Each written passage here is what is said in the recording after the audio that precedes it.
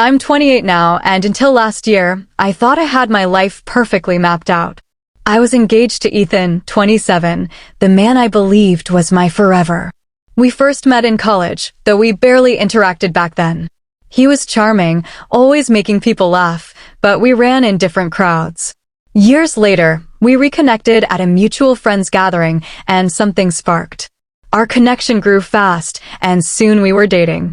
For 4 years, I thought we were building something unbreakable. He proposed during a quiet weekend in the hills, and I felt like the happiest person alive. Our engagement was a big deal. We threw a small party with our closest loved ones. Reluctantly, I invited my aunt and her daughter, Lily, more out of obligation than desire. My aunt and I were never close. She had a knack for putting others down to lift herself and Lily up. Lily, for years my junior, was undeniably pretty, but not the sharpest. Still, my aunt treated her like a princess, always finding absurd ways to compare us. Once, she boasted that Lily's middle school grades outshone my high school ones, as if that held any weight. My academic achievements and college degree never seemed to impress her. Despite our strained bond, I didn't think much of inviting them to the engagement party. Ethan had a way of charming everyone, even my aunt, who gushed over him with remarks like, "What a catch," or "You've struck gold." I brushed it off as her usual theatrics, but in hindsight, her admiration ran deeper.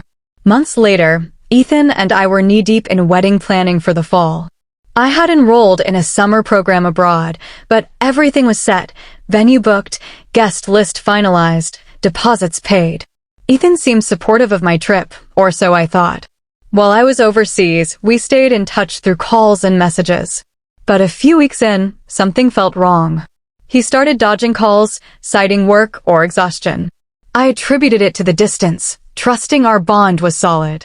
As weeks passed, our communication faded further. I checked in worried, but he brushed it off as stress. Then, a week before my program ended, he went silent. No replies to calls, texts, or emails. I feared the worst. Maybe he was hurt or struggling privately. I told myself we'd sort it out when I got home. When I returned, I hurried to my apartment, hoping for answers. Instead, I found my aunt at my door, holding a wedding invitation. She handed it to me with a smirk, announcing Ethan was marrying Lily. I laughed, thinking it was a cruel joke, but her smug expression said otherwise. This must be tough. In the upcoming short video, catch the complete story with the channel link provided below.